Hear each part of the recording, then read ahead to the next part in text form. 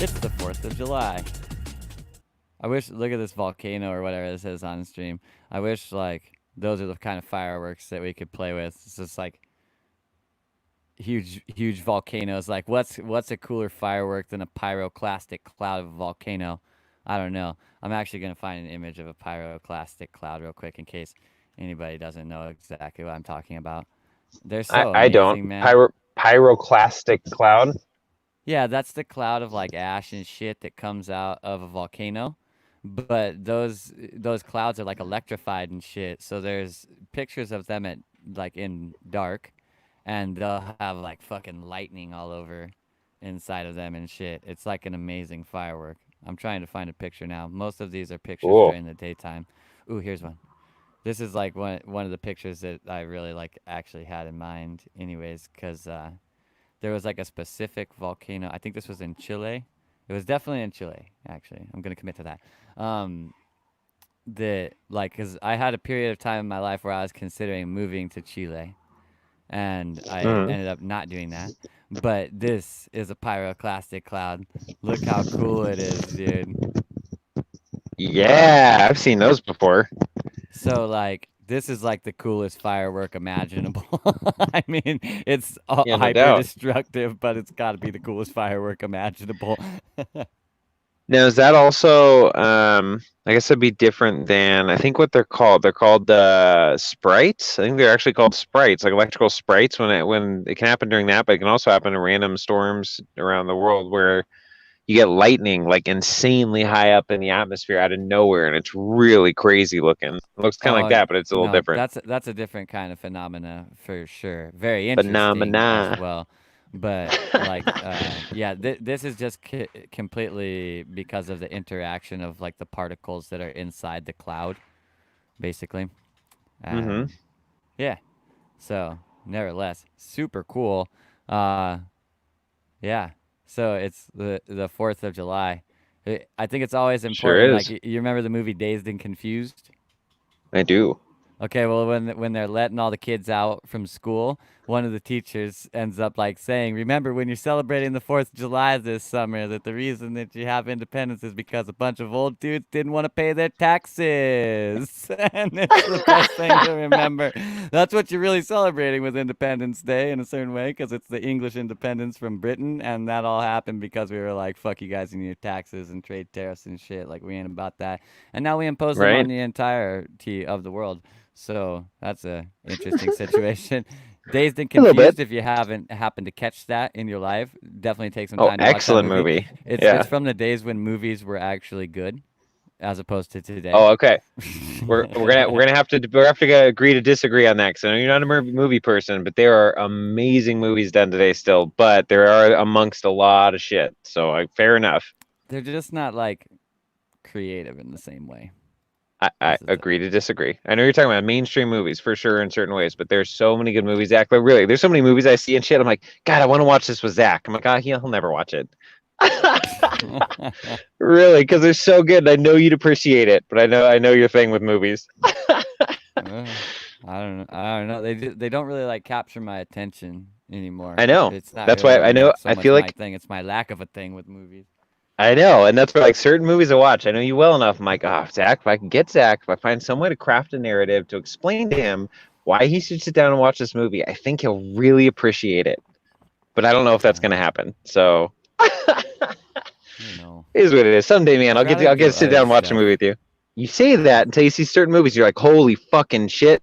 And then it just like your thought processes and it like just gives you insights on shit, or you experience something watching this you never saw coming because this movie was so fucking well done. Yeah. I don't know. I mean, they can be enjoyable. Like I've enjoyed numerous movies in my life. Yeah. I don't Oh, I think know, like there's like Dazed and a Confused. right way with how you spend your time. I just Oh like no, I want no to right do or other wrong. stuff.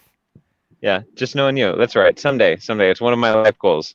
Zach sits down, watch a Get movie, Zach to watch a movie. and Zach goes, "Wow, thank you for having me watch that movie. That's one of my life goals." Oh man. Wow. I'm sorry. Nope, that's all right. I got a lot of life goals. That's just on a bucket list. It's all good. Makes me happy. It makes me something to strive for. Well, not. We'll see whether that bucket fills up. No worries. With that drop needing to go in there, it might not. Mm-hmm. I don't know. I'm not like vehemently against movies. I just like I very much so like well I do what really like intrigues me in the moment. And it's been quite a long Mm-hmm. time since like I had the opportunity to watch a movie or someone told me about a movie that I actually like got intrigued by the concept of it. There's been a couple Totally. TV shows that like I kind of got intrigued by the concept. Joe had asked me to watch this show called Devs at one point in time, Hmm. and eventually I ended up catching enough of it while other people were watching it that I was like, I'll check it out, kind of. But it was pretty short. That was really like Yeah. the last time that I really got into any type of media like that. Yeah. So, No worries. having No. said No. that, No I don't judgment. You're think just I on my have radar. enough fun in my life, so I wouldn't really use me Yeah. as the fucking gold standard in how to enjoy your life in certain capacities. You know, there's certain capacities where I think I'm doing great in that, and then there's other ways where I think I could diversify more. And so Mm. I'm not really sure in the long run what I'm going to end up diversifying to. So I don't really have like any kind of like strict boundary or even any kind of like technically advice, right? Besides, well, do things that you're interested in, right? Yeah. Like I don't really have a specific, well, do these things, and I don't think that I ever will. But I don't really even actually have one for myself. Yeah, I'm very much so like exploring stuff, and maybe that's part of the reason why I'm not that interested in movies and TV and, well, really honestly just like a whole lot of things that I have been interested in my life I'm not interested in right now. Might just be because like I Yeah. just want to try new things, you know? Totally.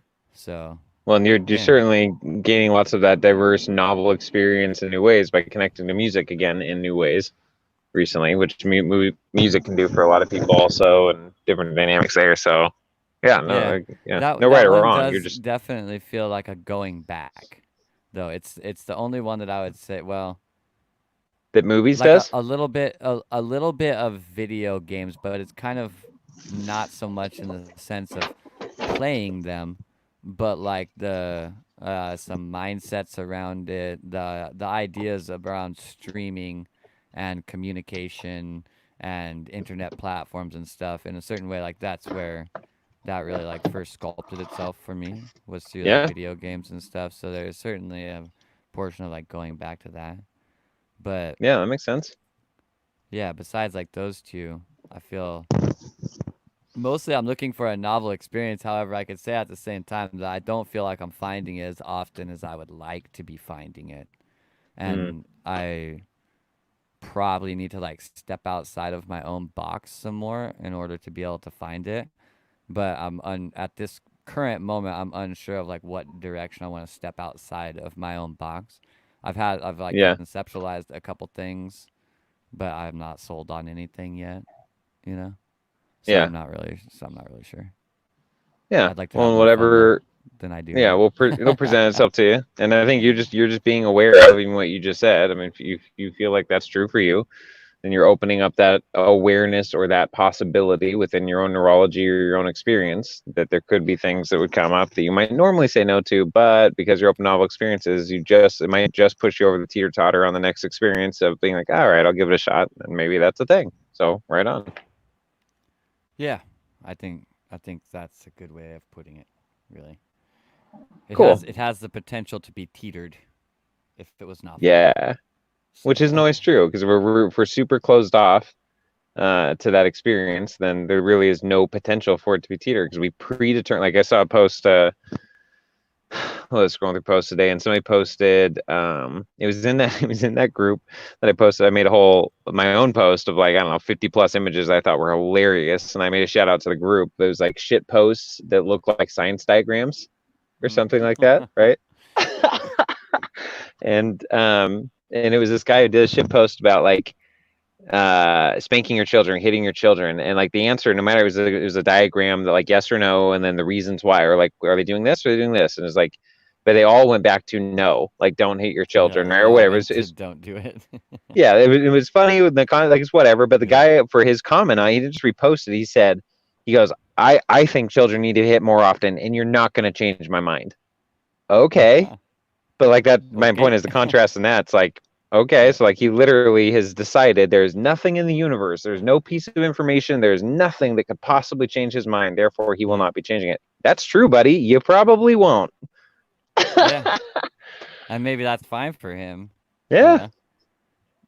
It's like I had a really hard time in my life, like with people coming with very like finalized statements like that.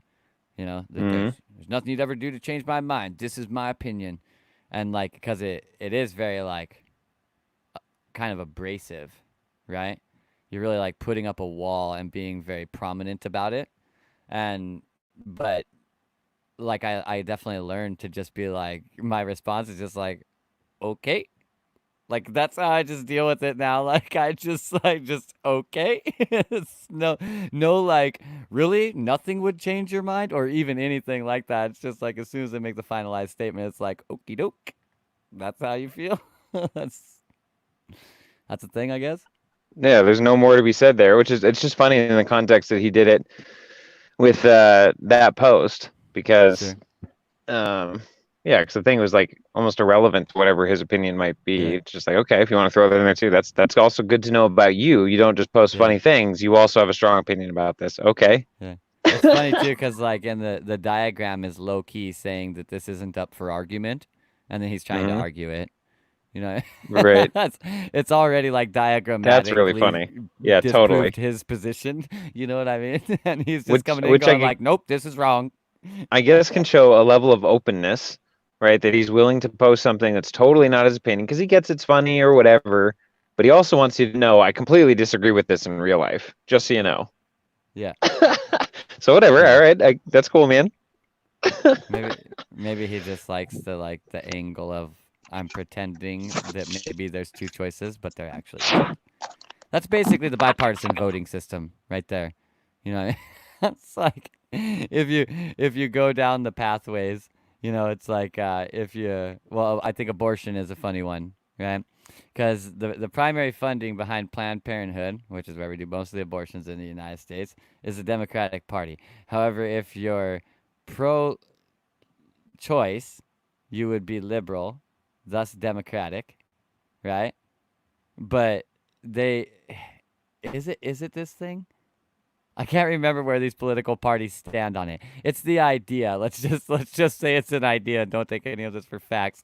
But the idea that the funding is behind that for one thing, and then they also stand against it at the same time. So it's like you're supposed to vote for us if you're against it, but technically a vote for us is a vote for that. You know what I mean? Aaron's gone. So nevertheless, So, oh wait, I'm here. Okay, Aaron is sorry. I'm not trying gone. to figure. I was trying to switch from my phone without like while still being in flowing conversation, not getting distracted, adding my tablet to the thing, but now my tablet's having audio issues. So I guess I'm just gonna stick with my phone for I tonight. see. So not that Well, anyone knows that was happening, but Zach knows because he saw back screen a bunch of other screens pop up, and yeah. anyway, that's where we're at. Well, it is what it is. Yeah. And Frank understands. The whole idea though of just like kind of creating like there's two choices, but really all roads lead to Rome at the end of it. I Mm, mean, really, I think like life is like a bunch of that. Just it ends up presenting itself in a whole lot of different ways. Like you might be an iPhone supporter or an Android supporter, but you're still a smartphone supporter, regardless. yeah, no Right? doubt. Like, and so it's always like you can choose iPhone or you can choose Android, but you're choosing smartphone regardless, right? And like Yeah, you can choose smartphone or no smartphone, but due to your human positioning, you're choosing communication regardless. Like you're gonna use it, and you know what I right. mean. So it's always there's many different layers of the. It looks like you have two choices, but yeah, not really. You have Well, like then a also, way that doesn't work and a way that does work. So there's not really two choices. You know what I mean? yeah, and that also pulls out. I mean, so that I guess that's would be I don't know, was that a debate logical fallacy or something where it's just only you have a binary option. If it's not this, then it's this.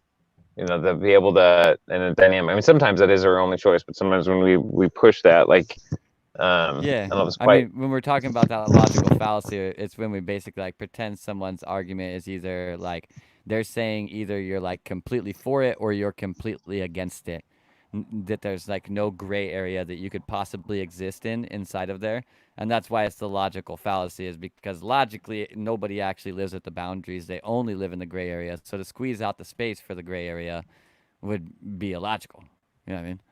So Yeah. you're using this angle of logical binary function to Well, and even in actually squeeze out politics all the too, it's logic. like, What yeah, the there's not fuck? even. I mean, really, is there any area in My existence trailer's like that's fucking truly bio? shaking and shit right now. I don't know. I think somebody's literally like climbing on top of my trailer right now. It'd be. Was that Joe? Joe I, is Joe on a lot of I mushrooms? Is he was. climbing on top of your trailer? I have no idea what anyone else is doing. I'm sitting inside talking to you. All right, So cool. I We'll don't acknowledge the know. vibrations. I know that I'm in California and it feels like there's an earthquake, but I'm quite positive it's just people climbing on top of my residence. Okay, then if you don't know, then what makes you think there's actually someone climbing on top of your residence? Just because of the way it's vibrating?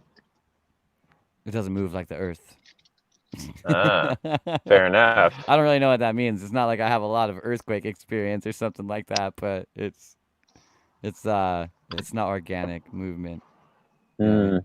It's Dude, speaking measured of in. earthquakes, dude, when I was in sophomore in high school, I remember we went to it was a big one here in Seattle. So it was 2001. It was one of the biggest earthquakes they've had here in a long time. And we were in an auditorium watching a step dance team do Mhm. their thing on stage, right? So a lot of a lot of pounding on stage, doing different Yeah. movements and clapping and pounding. And there's some bigger girls up there. Whatever, it's just an observation I made. But I remember being there, and I slept a lot during class and stuff. And so I had my arm on the chair, and I just kind of passed out. And then I could hear them going still, and then it kept shaking so hard, my arm slipped off the chair. And my first thought was like, "Damn, man, there's some big girls up there." Right? Like, what the hell?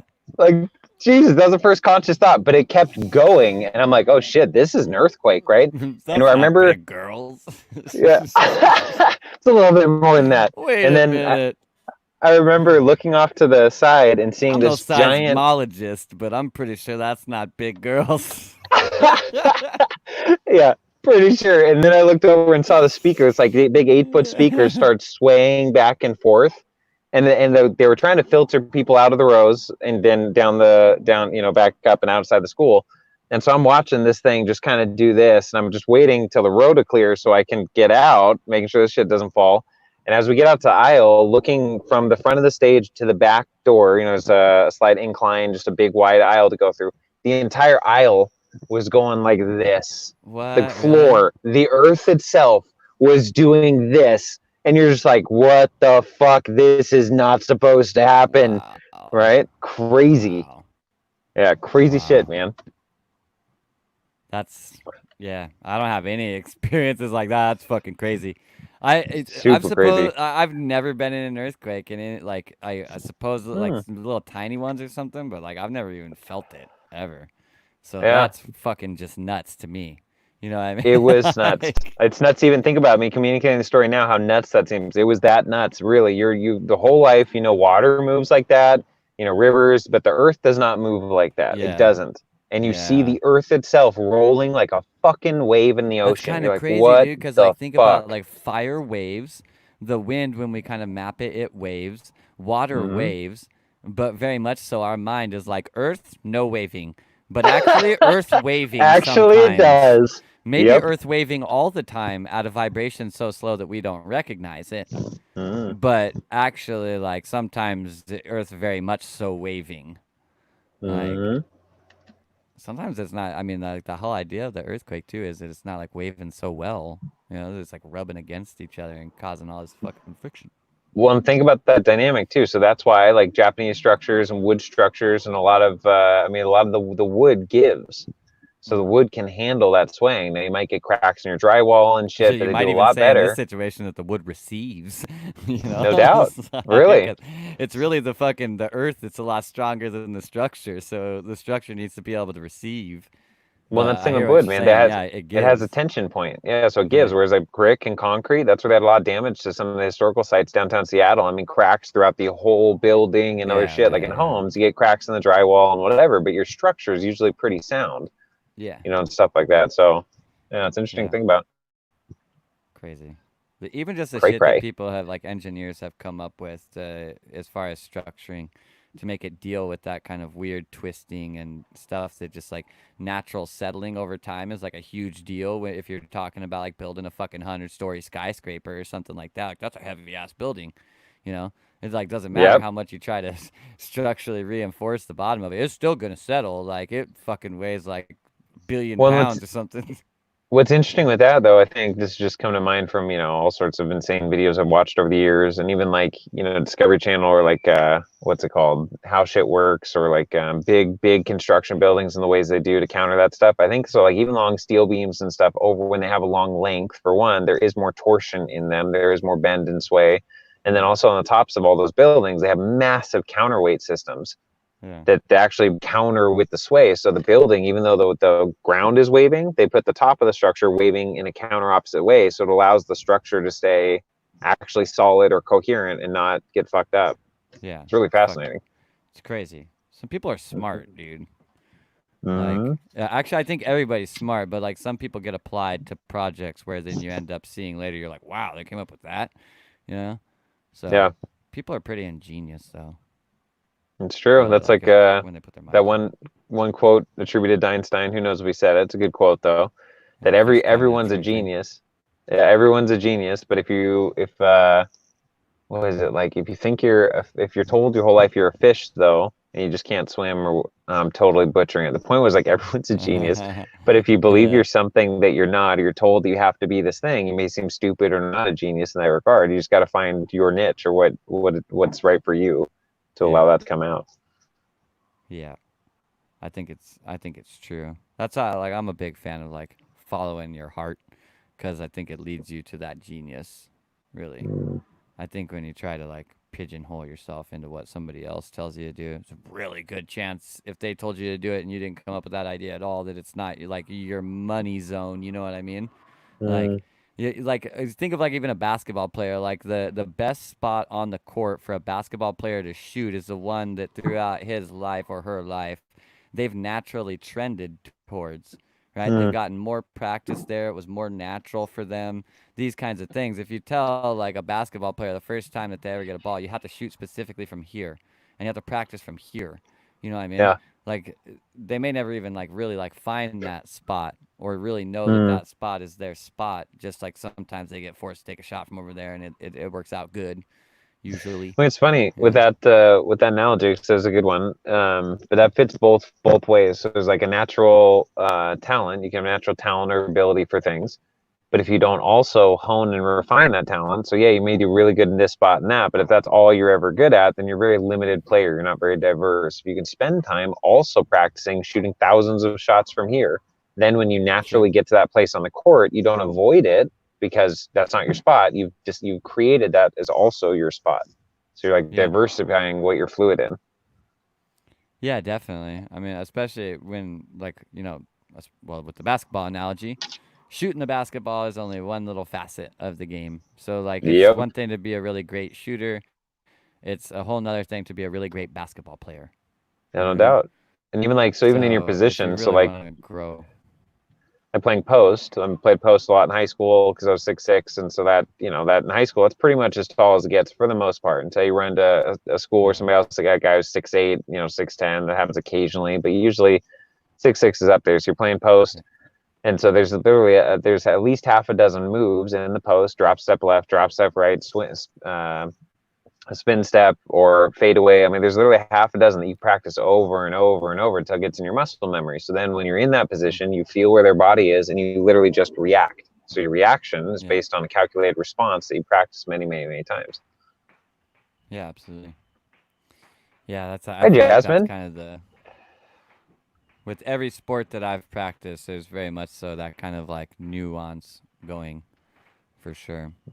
Yeah. So yeah, to clarify too, in case like that muddled it at all, the point of the analogy was not in any way, shape, or form that you should only navigate to the one spot, but Oh, no, that we totally. when we're following our heart, we see where we naturally gravitate towards, and where we naturally gravitate towards has a tendency to be somewhere that we shine. So. Yeah. Yeah. And And even that's if maybe beautiful. we found one of those spots, we should still follow our heart and see if it drags us to, who knows, 2, 3, 4, 10 other places on the court. Maybe I'm great shooting from like 15 different places on the court. Maybe I'm just like an exceptional shooter, and I never really would Hmm. have learned that if I would have pigeonholed myself into shooting from the right corner every Yeah. single time because I knew I was fabulous there. Like, yeah. At the same So, time, when you know what you're fabulous in and everyone else does too, that's when it's like, all right, the last play of the game, we're going to put him in. He shoots from here. We're going to set up the whole play to get him open in the corner because that's where he shoots from. You fucking shine, man. Do your shit because that's what you yeah. naturally do. Yeah. Yeah, if you're that kind of a weapon in sports too, like you don't really want to be shooting from there very often. You don't want Hmm. them to be able to kind of like game plan around that. You want to keep that Yeah. in the bag for in case you really need it. Well, Uh, that's where like LeBron James and Michael Jordan, different documentaries, interviews, and stuff you hear. There's some to the effect of they don't know necessarily how they're going to do it, but they know they are the guy to make that game-winning shot. Everything in their being and their gut says, "Give it to fucking me. I'll figure it out." Right? And they may fail, but a lot of times they succeed because they just yeah. know they're that guy. Yeah, that willingness to be the guy too, and like Yeah. in this, like it's almost transitions into a knowingness that you aren't just the guy, not even a willingness, but like I know I'm the guy. Like, look, somebody else isn't the guy. I'm Right. the guy. You know, Yeah. And it's that's nothing a against like, real willingness. Like you're so willing at that point in time that you feel like it's not your will anymore. It's just the yeah, way it the just fucking is. cards were dealt. I'm the Yeah. guy. Yeah. That's the full willingness. Dude, and I But tell like you, when you're that's when you're that's on the it, idea of a good finisher is someone yeah. who it has that inside of them that they're like if there's something to be finished, you need to put me in. Like I'm the guy. And that dynamic on a team like that. So I played basketball through high school and afterwards, and you really do build, especially in high school, right? So I'm playing with the same guys, and I'm playing since ninth grade all the way through 12th grade. There really is a chemistry that's built over years. You Hmm. know who those guys are, and you respect it and you honor it. It has nothing to do with like, well, I want to be that guy, or we're like, well, that's not there at all, man. You know the team, you know the unity, you know how that works. You know that this is the Yeah. moment where he's absolutely right. Even if he fails, it doesn't matter. That was the guy to choose. Everybody's on board Yeah. with it. Yeah. No hierarchy. It's Yeah. just knowing the place and the skill set of the people in your team and your crew for this moment. That is the guy. Beautiful. Yeah. And I mean, especially in that situation too, if it's like really that guy, he is the right guy for the position. It's not just like someone has decided that or whatever. He really is the guy, and everybody knows that. And they know Yep. that like even in the event that he misses it, well, everybody else would have missed it too. Then he was our Hmm. best chance, And and so and he, since he was our yeah, best chance, like that's the shot we had to try and go with. You know what I mean? yeah. So And even if somebody else could have made it, it's like, but you know all the dynamics, for years of chemistry, or just in the moment. It doesn't have to be years of chemistry. It really helps, right? But on one team, you're on there for one team for one time. You played around one game, and you know in that moment, it's just right. You see with that guy, it's right. It's the right decision at the right time. It's the highest probability. Put it that way. exactly. Yeah. Yeah. I find that a lot. Like you see it come out more in sports than other places. But the idea of like the peak performer, they're really not running this like conclusive equation all the time. It's really more of that probabilistic kind of equation where like if they find something that clocks in at like an over 80% probability, like that's pretty good. We'll try that real quick. You know what I mean? Yep. Unless there's some other thing that came up first, it's like clearly like a 90% probability. But it's all really just this prioritization structure based off of probability of working. And Hmm. like, and that goes for And like defense and offense. yeah. Well, at least in sports, I think And everywhere think else about too. Like, I like thinking about life and probabilities for myself, but because it also releases judgment, moral judgment. It's just probability, man. What is the highest probability for success in this dynamic? It's not about like, oh, well, pride and ego. I'm like, dude, just go with probabilities. Like, really makes things a lot simpler. yeah, Really does. yeah. Yeah, I mean, still using the basketball analogy, like the best guy on your team might be the guy that plays in the post, but the best 3-point shooter on your team is this other dude over here. And let's face it, guys, this next shot, we need a three. We Yep. don't need somebody that's good in the post. We need a three. Yep. Like, And we we need we we need love Aaron playing in the post, but he ain't the greatest three shooter. This guy over here is a statistically way better three shooter, so we got to go with him. 100%. You And know? then you know that because then even me, Aaron in the post, like there's no ego, there's no offense. Like, yep, that is Yeah. accurate. It's What going to you're you. like? You're like, yeah, fuck that. I don't want to shoot no three. Like, I don't Nope. shoot threes. I play post. What are you talking about? I'm down low. Yep. That's where you'll find me. You're not out there. The only time what's I'm fun coming that out there is to toss a screen. yeah, and what's fun that dynamic too, just knowing so diversifying your skill set because it is fun. Like I mean, to each their own. But I know for me playing basketball, especially get outside of high school, 6'6", you're a guard. You get into Oh, college, you're a guard. You're not a post anymore. I mean, if you are, you got to be really fucking good at being a post. It's not like high school. oh yeah, Like it's a yeah, whole different game. So you have to expand your skill set and whatever. And like I remember playing, yeah. Like 6'9" um, short end in the NBA for somebody who's gonna play like power dude, forward or yeah, especially have you center. been Like center, they have ain't you playing no been center at to 6'9". have you been to an NBA game where you've been like, especially if you go down before, like show up early, they're just shooting around the court. It's usually open, so you can kind of go down close to the court and hang out And before the game recognize how starts. So huge they're not they kicking out. are. Yes, they're Yeah, fucking giants, man. They're I'm familiar with monsters. how huge they are They're in real life. monsters. Yes. Yeah, Like, and you see them all on the court. They're monsters. Like, I'm six yeah, six. They're monsters, all of them. Like, think about Gary Payton. This is old school here, but like Gary Payton, the glove, right back in the day in yeah. Seattle, he was 6'6". He was a point guard. Watch him play on TV. He looks He looks tiny as tiny. shit, man. He looks Yeah, 5'8", right? But yeah. no, he's He's six not. six. Yeah, They're all monsters. yeah. They really are. Highly skilled monsters. Yeah. I mean, Yep. and the bigger dudes too. Like I don't think people really recognize how big like a Shaquille O'Neal is. This guy's like 7 foot tall and 310 pounds. He's Seven a two. he's a fucking horse basically, Mm-hmm. like a large horse in terms of meat. You know what I mean? Like it's not like in interacting with another standard human. It's like what the fuck are you? You know? Did have Yeah. you seen he did I don't know if it was on Letterman or on one of the late night shows him and his wife were on and his wife 5'1" or something I mean need to be 190 pounds Yeah, itty he's bitty right she put minuscule. him on his back she was wearing like fucking stilettos like 6-inch heels and literally she had him piggyback her and she took several steps on the show it was amazing Yeah. it was She must be doing some amazing squats. apparently yeah Some serious squats on that one. yeah So, that's amazing I mean, yeah. on a more funny dynamic here, like on that dynamic, I mean, you think about the dynamic physiologically, right? He's a 7'2" black dude. You know he doesn't have a small penis unless he's an exception. She's 5'1". How does It's that funny with happen? how big he is, even if he has a big penis, it still looks small Yeah, because he's contextually, enormous. You know what I mean?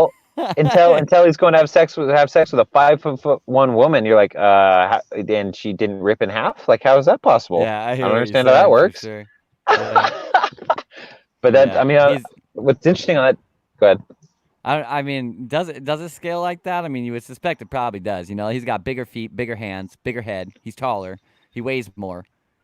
Mm-hmm. Well, and just like even It's gotta, getting right? into getting into genetics, right? African Americans generally have a larger penis size on average. I think white Caucasian males. I think one of those shit posts. I think the science diagrams, but it was real. But it was funny that it was breaking up by country, by penis size, and like categories. And Hmm. USA's in there with like the average size is like 5.2 or something, right? Right. For country. But look at the African countries and stuff. I mean, you're looking 7, 8, 9. Like they're showing different countries. Like it's a real thing based on genealogy. But what I've also learned from, you can call it esoteric anatomy, but it's just anatomy. It's been around a really, really long time. Understanding the physiology of people and the woman's vagina and just the yoni, that whole area really will adapt to the partner that she's facing with. They really can grow. It's insane the way that they can adapt. So a lot of times when sex is painful, it's because there's not a physiological sensual connection there. Your body hasn't relaxed to receive the dynamic of the person you're in. And that's not necessarily Sure. your fault. That means because there's not maybe a Just relationship or hasn't trust happened. there. Yeah, it's Yeah, it just just not there hasn't yet. happened. But Yeah. I can see that. I mean, I understand now. Okay, that actually physiologically can happen. It's not just one set size. It Yeah. really does I always change. think about it this way, like no matter how big a dude's dick was, it's not bigger than a baby. Yeah, It's no just doubt, not. huh? It's just fucking not. That's just, and I understand, like, when there's some like tearing and stuff that happens there, or there's a Mm-hmm. procedure, where they like make an incision to accommodate more space and stuff like that. But like, the comparison is not even actually close, right? Mm, Like, yeah, a large penis is half a baby. You know what I mean? You're not gonna like destroy something down there. I don't really care what kind of hammer you pack in your trousers. You know what I mean? yeah. So So I think what's an average baby size? I think they're like 20-ish inches, somewhere around there, and like Yeah, so like what would be 10 on pounds the ish. fucking enormous size for a human penis, right? Right. Yeah. And Yeah. there, and then like what's the average diameter? Like the fucking the cervix has to get to like somebody actually knows something about this here, but it's pretty big. Like I know it's like beyond like 10 centimeters or something like Yeah. that, Something seven like eight that. centimeters, 9 cent, some Yeah. shit around there. Like And I mean like that that's shit's not that's happening. that's chunky, boys. Like Yeah. that's chunky, right? That so on both aspects, nah, just no. You know what I mean? Yeah. Unless you have some kind of condition that makes you hyper abnormal, just no. You know? Yeah.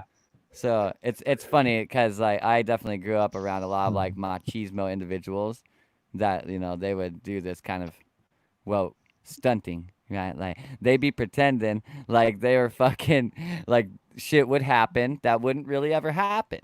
You know what I mean? Mm-hmm. Mm-hmm. So like and stuff having to do with this, about how enormous their dick was, and it was just Yeah. Yeah. always weird to me, like the logic in my head. It's like, yeah, I mean, it's not bigger than a newborn child, that's for sure. Yeah. Well, So, to know the dynamics, it's like, well, it just should fit. But even that dynamic of the baby too, there's a lot of prep, right? The water breaks, there's a lot of prep. It takes time to dilate 10 centimeters. I mean, think about that as and really, if we're talking about the reality of orgasmic bursts, because it is a reality we've talked about on the show, and I think Angela's going to be doing an interview with somebody coming up here soon that has had multiple orgasmic bursts. And so there'll be more discussion on that from women, because obviously we can only talk about that to some extent, so like, I but the certainly have same not thing. had an orgasmic birth. Yeah, I mean, so we only have the ability to talk about it based on other, hearing other stories and I have research and no all that other personal things. history with that. Yeah, but like, but even that dynamic, it takes time to build to that. It takes time to grow to be big enough to receive the baby coming out in a way that's pleasurable. So at the same time, the sexual dynamic, the sensual build up to a sexual interaction. If all those things are in place, the sexual interaction, there's no pain. It's all pleasure.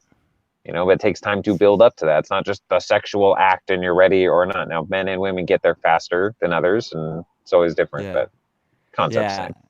I mean, and like I hear what you're saying. Like there's a prep that needs to go in, right? Yeah, Like yeah, I get both ways. that for sure. I'm really more talking towards the individuals that act like like, well, it wouldn't fit. Yeah, She's too small for me or whatever. It's like, yeah, yeah, well, as Jasmine says here, my son was 8.5 pounds and 19 inches long. yeah. There you go. Trust me, brah, it will fit. Do the right things, it will fit. Okay, Yeah. Let's that's say not real life.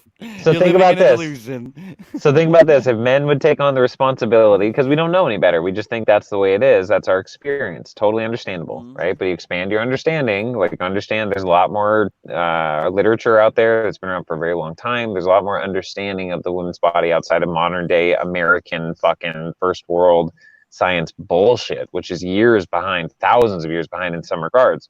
So, like, Sure. to understand that, take on the responsibility. If it doesn't fit, maybe you're doing something wrong. Sure. You're not working with her enough to help her get to a place where it naturally happens, right? So Yeah. that becomes an Nah, opportunity that to sounds get like a to. lot of responsibility, Aaron. I'm gonna pass. It sounds like too much Actually, work. Nah. yeah, it's her fault. She hasn't been drinking enough water or something,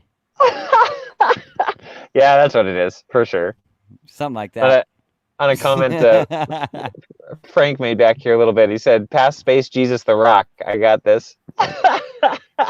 Yeah, I don't know now, man. I've got elevated in stature now, Space Jesus. So who knows? Who knows what I could do? Yeah. And she had him naturally. Oh, so that's an interesting dynamic. I mean, Jasmine, did you have orgasmic bursts? I know a lot of women didn't when it happened naturally, but again, there's prep in that too that women don't even know that their bodies can do. So we prep for pain because that's all we Yeah. know. It's understandable. I I could catch myself falling into that trap if I was a female.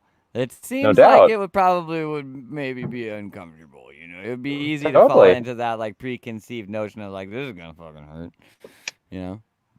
Well, So again, there's no judgment on that. That literally is because of our upbringing, our experience. You can only base it and personal experiences. It's yeah. like, yeah, I have this I think anybody's conversation doing at anything wrong there. I think it's actually right, probably the default place given the information that we're given about that. 100%. Yeah.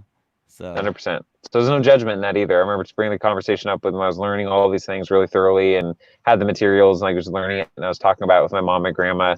at one point a couple of years ago, and they were getting very upset. I'm like, no, it hurts. Well, Oh, I well, you're would know. treading on I've had sacred ground kids. right there, being a guy talking to a mother I know. about To the my mom and idea of grandma. birth. Like, they don't want to fucking I hear know. anything you had to say about that. So, like, I don't blame them in a certain I way. don't Like, either. you Yeah. don't really seem qualified. Like, I get Yeah. it, you know. Totally. But I understand also that the offense comes from the fact that they are very attached to the identity of being the mother, and certainly can't have that displaced by the son. Like, yikes, no, that's the worst. Like, I get it, No, I really do, but you no, know, it's I wasn't at I the same wasn't offended. time, I wasn't offended, but I was like I was surprised too because it was the first time I ran to it. They were getting really upset. I'm like, oh, like okay, I'm sorry. I'm not trying to like I'm not judging you. I totally understand why most people's births are painful. This is just new information that I've found.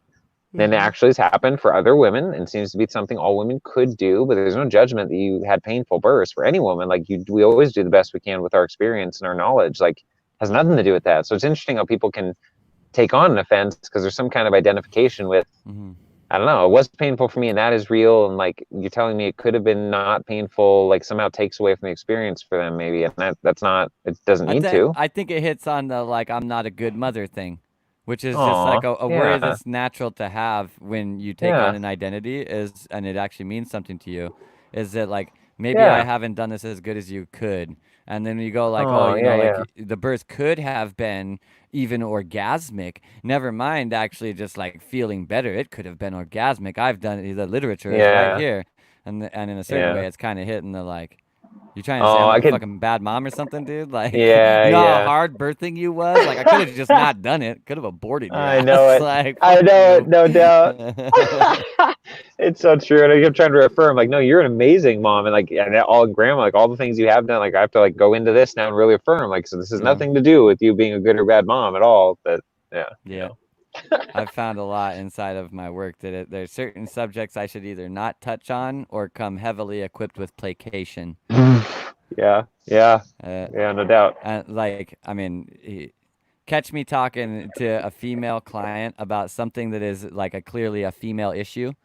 And Mm. like, dude, it is just laced up with so much dancing through the fucking tulips verbiage of like, obviously, I'm no authority on the situation, and this is just a Uh-huh. perspective that I hold from what I've looked at, and it's altogether possible I'm wrong. I have no personal experience, and clearly you would be more educated on this than me. But have you potentially thought about maybe looking at it from the perspective where perhaps, like, you know, it's just All so that, painted all up with that, all this placation to be like, I'm all that not telling you pretext. you're Yeah. wrong, but all hear me all that out. pretext, all that Yeah. calculated, well laid out pretext, just hopefully so there won't be an offense that causes a wall to receive Yeah. the information I'm just trying to share.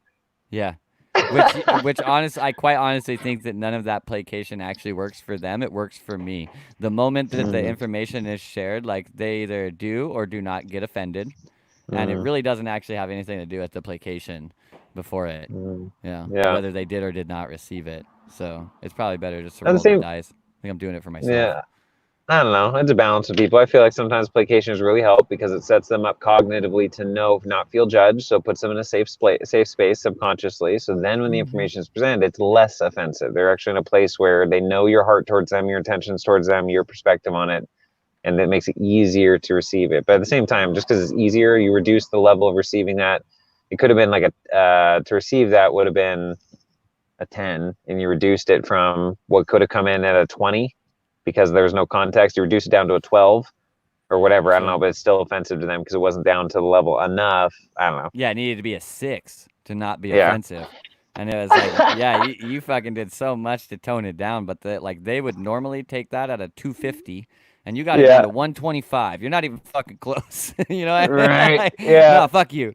Fuck Not you. even close, but at least it Don't wasn't even touch as that bad. part of my psyche. You are not, I did not fucking hire you or start talking to you or have an interaction with you so that you could tell me anything Yeah. about being having a kid, right? Oh Like, man, and my poor mom and grandma, like they've had to endure, several years of me just like they're a place where I've been sharing it. And they've been open to things, yeah. but then I touch on subjects and I'm like, oh, all right, so you're not a safe place for me to share this stuff. That's okay. Yeah. Now I know. I'm gonna not share that with you. Okay, check, check. Yeah. All I right. gotcha. That was not the information that I was looking for, but very valuable information regardless. Like, I Yep. from sharing that with you, I learned don't fucking share stuff like that with you. That's true for like every human being, right? And there's some Yeah. level. That's why when you have really good friends, it's because a lot of times they can handle just whatever comes out of you and they're fine with it and like they roll with it and it's fine. That just makes it a safe place for you. And then you have other friends where it's Sure. like, this sphere of things you can share. It's very safe. It's great. It's growing. It's healthy. You just know there's certain things you just don't ever bring into that conversation ever. That's okay. Yeah. I try to not have any of those. I try to be open to like talking about everything. And where I've found the biggest problem with this is like as yeah, it kind of feels pretentious even saying this. Like as I've grown like spiritually and gotten more educated and fuck it, go deep, more cultured. As I've become Mm-hmm. more cultured, the thing where I've really found myself having a hard time relating is about stuff that's basically small talk, and Mm-hmm. I don't I so what I'm saying with it is like I try to be the person who doesn't have some subset of stuff where they're like I don't want to hear that shit, right? Yeah. But Yeah. Yeah. like a lot of the time, even still, it's this small talk. How you doing today? What are you up to? What's going on? Like my brain's doing the exact same thing that it's doing in these situations where someone's sharing their opinion on some shit that you're like, dude, I don't want to hear your fucking opinion on this, right? Like it's doing this still the same. Like I don't care about this. You Yeah. know, can we talk about anything else? Anything, you know? And Yeah. I try to be more amenable to that and like try and find like the joy in it and stuff. Mm. My big hang up on that is that I really feel like everybody's just doing it because they either don't actually want to do the interaction enough to be like creative and engaged, Mm. or because they just think that they're supposed to. And it's Mm. not really like they actually want to do it. It's just like, oh, hello, Aaron. How are you today? How are things going? Are you feeling well? You know, like, whew, sure it's hot Mm. out here. You know, like it's really just like this program that's like as we come together and we're now going to be interacting, we have all these like protocols that we run through. That is all this Yeah. small talk shit. And like I think there's I don't know which ones why we do it. I don't think anybody actually cares about the answers to those questions, though, really, especially given the answers that are usually given to them and the fact that Mm. nobody cares that that answer, like, didn't tell them anything. You know what I mean? How are you doing today? Oh, I'm all right. Cool. And boom, they Yeah. move on. Like, that didn't fucking tell you shit. You're all You know right? what's Like, is that like, would you say you're like above average, below average? Are you feeling good? Are you using that as like a yeah. blanket term? I kind of Yeah. sense Yeah. maybe like some blanketing inside of that all right, like what can we Yeah. do to get you from all right to fantastic? That's not their response to that ever. They're like, oh, okay, cool. And like, Yeah. then they just move on to the next thing, the next Yep. procedure. So like, Yep. I don't think they really care about those things. And like, if that's the case, I move that we just like remove this from social engagements. Like, if none of Mm. us care about hearing that shit, let's just stop asking about it. Like, walk up and the first thing that you say to somebody is something that's been on like you're actually been on your mind. You know what I mean? Yep. So Well, I yeah, remember, like so it's on an interesting dynamic with that. So, like, in life, I handle anxiety really well. I guess for the most part, it's not even compartmentalized. It's just, it's always going on. My own thought processes and things, some things cause anxiety because they haven't been worked out or understood yet inside of my own I'm super good area of at life. managing anxiety. I always have it. Yeah. Yeah. Yeah. Like, really, it's only recently I've understood, like, oh, this is what it looks like. This is what it feels like for someone It's to be so consumed by anxiety, it's completely seizing.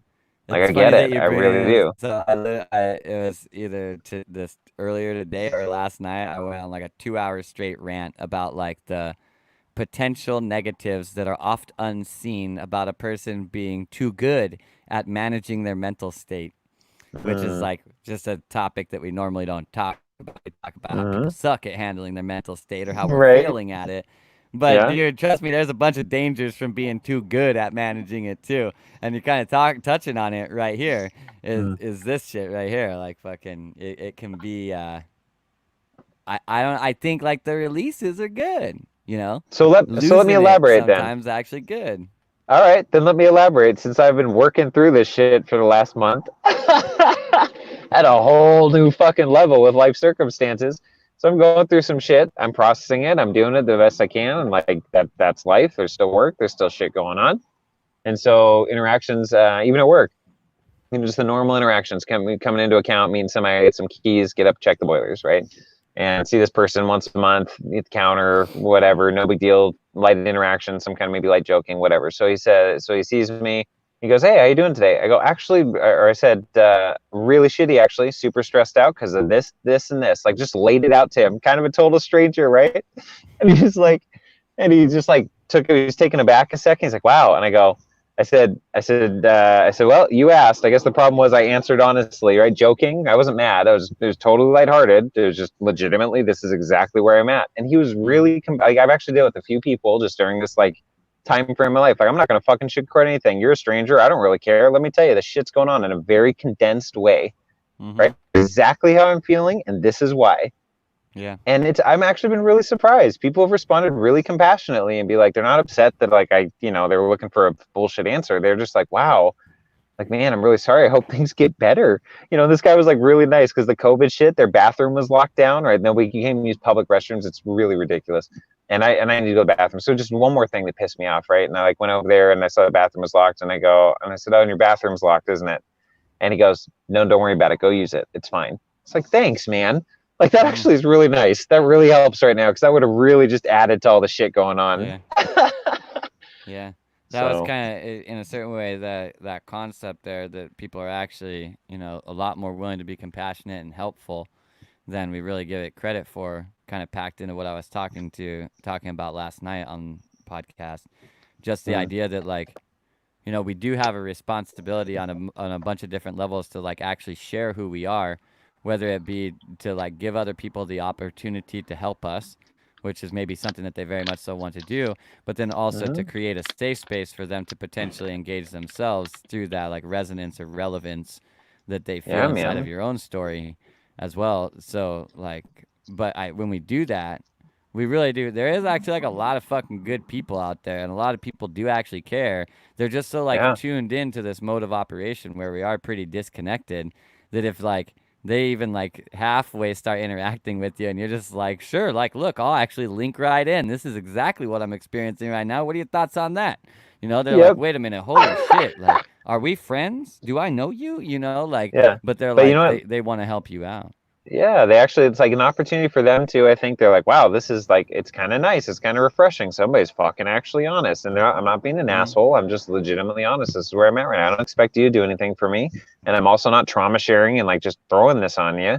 This is just where I'm at. It's a real condensed sentence and a lot of energy in it. And it gives them an opportunity, even in the moment, to just respond. They're looking, like, obviously he was looking in his heart, if you will, or his intentions. He was looking for a way to help me, right? He really meant it. Like, I hope you feel better.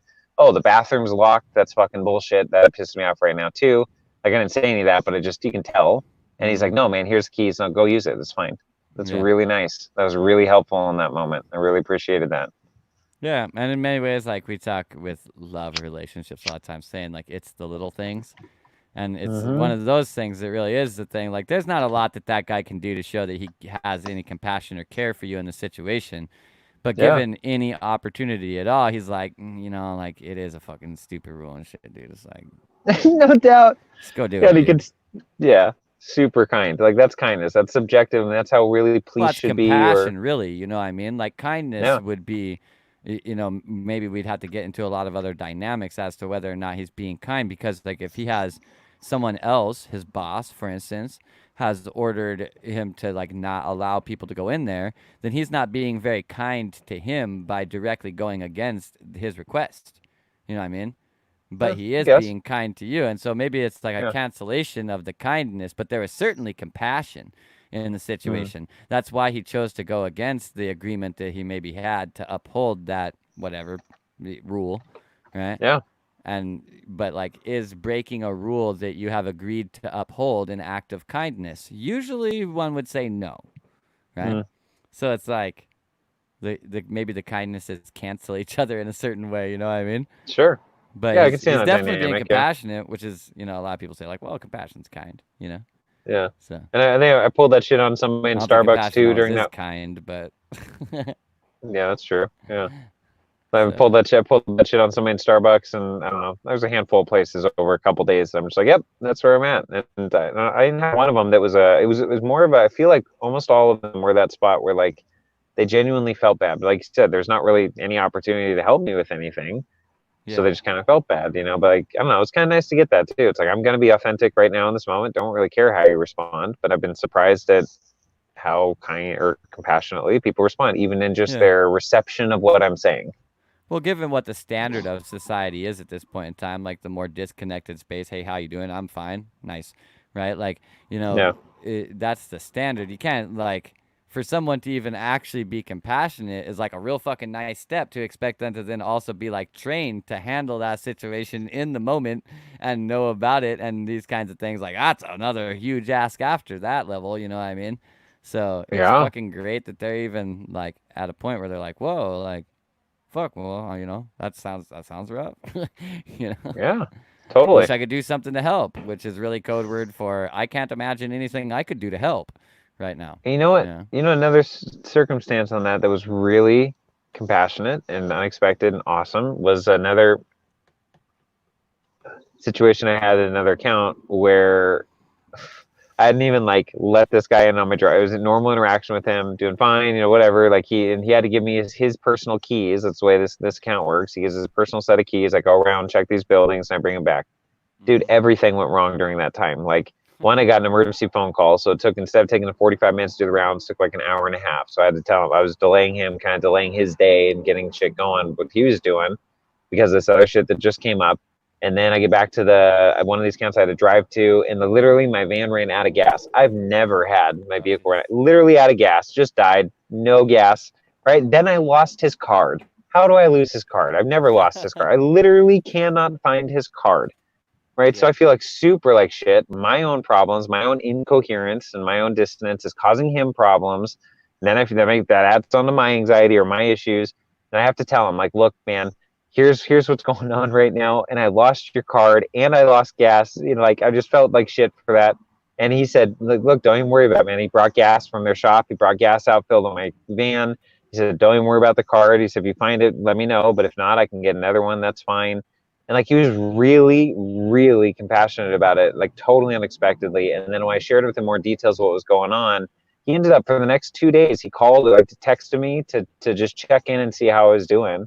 And I think in one of those texts, just him texting and the thing he said, like I was crying. It was so nice for the thing he said and like explain more details. And instead of him just texting back saying I'm really sorry about that, he called me immediately and he said, "Look, I know what you're going through. I've been through a similar situation. You're an awesome person. Everything I've ever met. We've had a lot of conversations over the years, like enough that like." You know, whatever. He goes, but you're a really good person. And like, he just said some amazing, I'm crying on the phone with this dude at one of my accounts, right? Totally Mm-hmm. unexpected, like awesome, man. What an opportunity to meet an incredible human being I never would have had if I wasn't Yeah. one honest. I didn't lie about losing his card or lie. I'm just like, look, man, this is what's going on, and I'm Yeah. really sorry. And it was great. It was really cool. Yeah. I think there's a really good message in there just that we got to give people the opportunity for connection. I think it's our responsibility to try and reach out to new people, and it's our responsibility to be accepting of new people who are trying to reach out so that we can create a culture that is based around connectedness rather than separation or disconnectedness. Yeah. And there's kind of like an inward and an outward flow that I think everybody needs to be a personal stand for inside of their Mm. own life for that. Like it's Well, super like, fucking scary to meet new people. Like even usually we see this the only place where we even engage with it is like the idea of finding a mate, but like the idea of like someone has caught your eye, they're attractive to you in some way, and then going and like interfacing with them and seeing whether or not they're willing to interface with you, that's like a fucking terrifying prospect. And really, there's not any reason for that to be a terrifying prospect for anyone. I mean, it's not a terrifying prospect for everybody. It's a terrifying prospect for a lot of fucking people, though. And the yeah, concept of making a friend really ain't that different. The stakes just aren't quite as high, but you still don't yeah, go and do the outreach thing, kind of because of the way that the society treats the interaction of like, well, how would you feel if you're like you're having like a picnic at the park with you, some of your buddies, it's you and the guys, and maybe some of the girls, and like it's people though, And then like random dude shows up and he's like, "Yo, what's up, dudes? I was just like cruising through the park and like y'all look cool. Like I wanted to hang out." The normal reaction in the modern paradigm to that is like, "Oh yeah, this is kind of like a friends only thing. Like this is weird, dude." But like, Right. what if we were able to all be a stand? Which it's not. What if we were able to? We can definitely all do this. It's the question of whether or not we choose to do it. What would the Yeah. world be like if instead everybody was a stand for themselves to be able to have new experiences, and also a stand for allowing other people to have new experiences, and through that we basically like kind of societally created a constructive feedback loop of this outreach and connectivity. Like right now there's a stigma in culture that like you're not supposed to go talk to fucking random people, and I honestly think it starts all from like a young age, which like I understand why we do it there. Don't talk to strangers, right? Hmm. But how come we don't have it like, like 15, 16, 17, 18 years old somewhere in here? We then have this whole like other reinforcement stigma where we're like, okay, remember where we were like, don't talk to strangers? Start talking to strangers. Super Right. important that you talk to strangers. You're gonna want to network through the rest of Yeah. life. But before, when we were like terrified that you were gonna get raped or kidnapped, it was like, don't talk to strangers. But you're Yeah. gonna need Yeah. to learn those skills now. There Right. should be some fucking remedial training on this, and we just let it Yeah. go, right? Like we're like, don't talk to strangers, kid. And then they get older, and like it's just like at some point in time it becomes okay that they're talking to fucking strangers all the time. You know what I Yeah. mean? Yeah. And like that's just Well, and naturally also so. Why also why think no about remedial like training?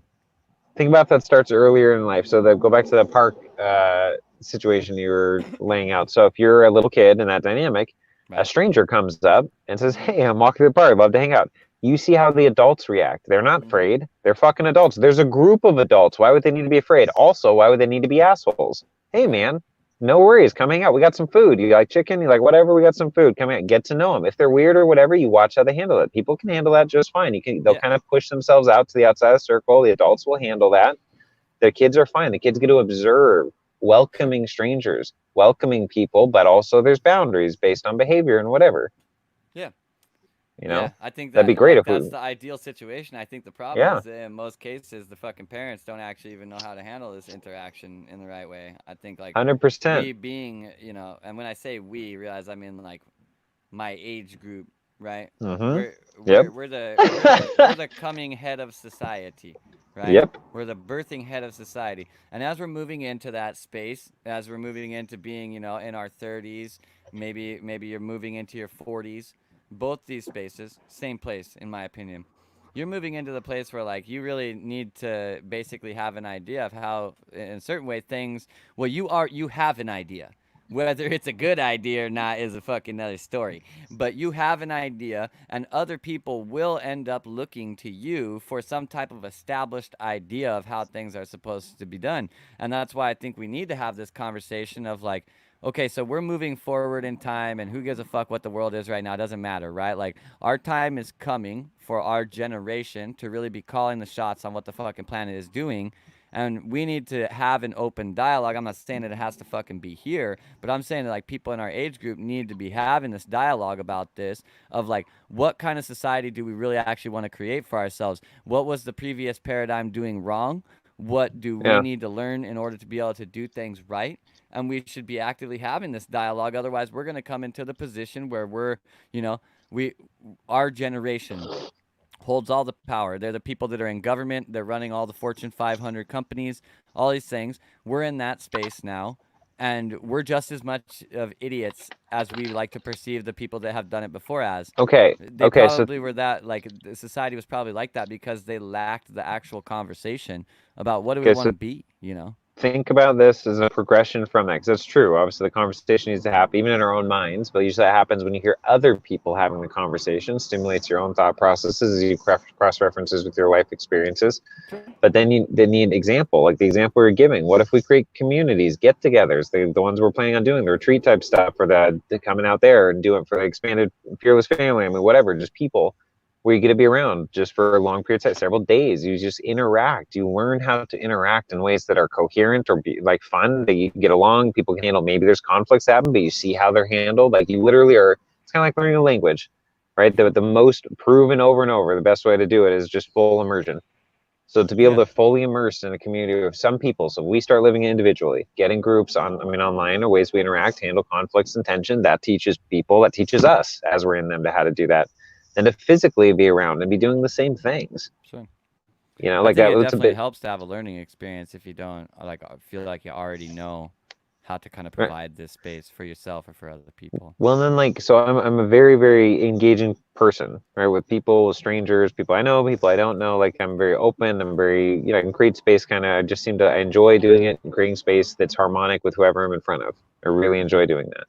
And so, even still, there are dynamics. There's my own dynamics or processing, or there's groups of people I run into where that level of coherence is, I can see in them that it would cause a level of resistance in me coming up, or a judgment or an uncertainty or an unwelcomeness that I don't, Sure. it causes anxiety in me to even think of like having to go try to bridge that gap in that way, because I know it's going to be difficult and it could lead to rejection in this dynamic. And I don't really want to feel like being rejected right now. I just don't. It feels bad.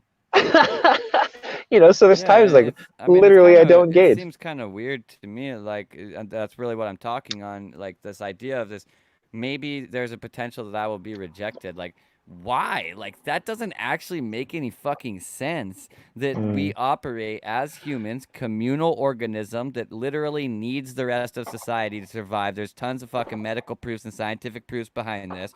You might think that you're gonna be totally fine, okay, by yourself in a fucking cave alone.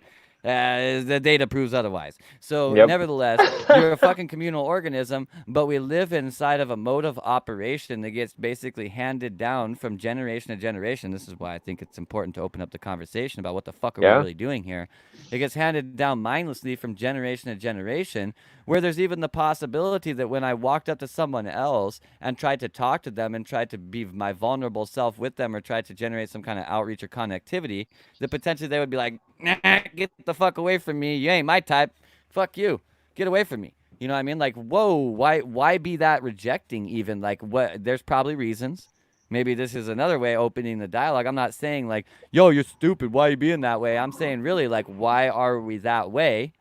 So that we can choose to do something different about it. Maybe we need to learn something about Hmm. stuff. Maybe we need to learn something about ourselves. Maybe we need to try a different way. But we can't Right. figure out what the different way is or what we need to do if we don't establish like what are we doing and why are we fucking doing it Well, and I already. think one of the things we're creating just by having these dialogues by us, I mean, so even if the dialogues is the next step, the first step is the interchange, the inner dialogue, because if there's so many people that I see that it doesn't seem to me that they even have an internal thought, a single thought that thinks, how can I change the situation? Or maybe the situation isn't ideal, that there's something that can be done differently with them, with me, with the like they don't even that thought process doesn't even seem to start in them. It's just kind of, that's how the situation is.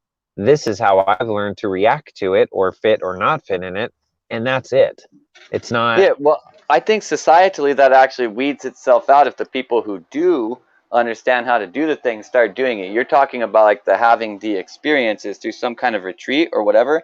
Like this could just like in this capacity could just be like daily life, right? Like if this conversation became more prevalent inside of culture because the people who did have some kind of opinion or did have the internal thoughts actually were sharing those and actually were trying to raise awareness about this kind of conversation, maybe it does spread through this, right? Like it does start generating these kinds of internal thoughts in people who Totally. are just bystanders in the beginning. Well, it's also, you have a contrast. So if you can contrast the difference between, what you've always seen, it's like you can't feel something you've never felt before. Like people have never seen outside of a movie or something, never seen in real life, like an actual interaction, a dynamic that was novel in some sense. Oh, that's not how. I mean, that's kind of how I live my life. I'm pretty much used to being a novel experience for most people that I run into. Like for them, in some way, for their day, for some interaction, just kind of the way I am brings some level of novelty. Just my personality, my energy, some comment I make, some perspective I throw out there. I don't know, just me being me, right? Right. But and I can see how that generates like things inside of them in themselves. Like that is interesting, or literally an epigenetic expression. Maybe that's exactly what it is on a scientific level. So if I want to call that's what I'm seeing, that's what I'm seeing. Am I literally seeing on a microscope with their DNA turned on? No, but I'm seeing everything that happens as a result of that in their physiology, in their nervous system, and their body language, and everything, right? Even subconsciously, you see a change because you have brought in a novel experience in even a minor way, and it causes, you want to call like a domino effect. It's more like a, not so much like a domino effect. It's more like like at a core level, there's an epigenetic change when you enter a new environment you've never been before, and you're experiencing something novel. Your DNA switches So I think it instantaneously. So creates a then, liminal space, and it has that ah, potential to change. You know? yeah, I don't think the change is guaranteed, but I think yeah. oftentimes when we have the opportunity, we do take it if we actually want it, and we So want it the more than we would okay, like. so think about this, Zach. I wonder if that epigenetic change that happens when you encounter something novel, it literally, like I said, it creates liminal space, even in the DNA. It creates a moment neurologically, a disruption of the norm because of novelty. But then there's a choice. What do you do with novelty? You know, and a lot of our preconceived judgments about ourselves, what do we deserve? Sometimes, like when you experience something loving or kind, we can receive it a little bit because it happened, right? This thing happened to us. But at a deeper level, we switch back to the old genetic expression, epigenetics, that says, well, that's not going to happen again. I don't really deserve that. That was kind of a fluke. Or if they really knew me, they wouldn't have done that. Like all the shit, instead of using that novel opportunity to grasp onto that and find out, well, why? Like, why did they do something? I said, oh, because they think I deserve it. Well, why would they think that? Like, we don't even allow ourselves to even go to that. We just default really quickly back to the Yeah. old shit, oftentimes. Well, like this is why I'm such a big proponent of like teaching the breathing, teaching the meditation, these like stop, check which one feels better, go that way. These kinds of modalities, like I'm totally leaned into these because I think Yeah. really what we're trying to do is we're trying to basically circumvent the default mode network. And when we have this liminal Yes. space created, we have an empty space, and we're going to fill that space up. If we're too hasty in filling that space up, we have a tendency to fill it up with stuff that we're already familiar with that may not actually be ideal. It's just familiar and close, right? So Yeah. as we become more skilled in traversing that space, whether it be through holding it for ourselves, allowing ourselves to remain in it longer, or like just patience. I explain these as basically 4 watchtowers of patience, perseverance, acceptance, and tolerance. As you manage these things and enhance those things, you're able to leave those liminal spaces open longer and ensure that in that space of infinite potential, you're actually sculpting something that you want rather than something that mostly you want, but it's kind of like a Frankenstein of things that you actually want and shit that was nearby. Which is like the default method of doing it. The default method of doing it is actually just to resculpt it with a bunch of shit that's nearby. We know that we can do this because we always circumvent the default mode network to some percentage, right? We're like almost we can all agree that every experience you've ever had is at least at some percentage different than every other experience you ever had, right? Like you've never had 2 of the exact same experience, right? Like everyone would agree with that. And because of that, that means that you have chosen some amount of novelty in every single liminal space of perception that you have ever had. The question is how much novelty was put in there. And I think the reason why we don't actually maximize what we could do in that space is because we're very scared of the unknown. Like we don't like having this hole in the data. And we're kind of fighting against a part of ourselves that for safety wants to fill the hole, and a part of ourselves that for growth wants to make sure that the hole is filled right. And so we find like some balance between these two, but that balance varies based off of really just our own priorities. Some people are very scared. Like I was very scared for a very long time, and like hyperlogical people have a tendency to be. And what they're really hyperlogical because they want to become very efficient at filling the hole with a statistically highly probable answer.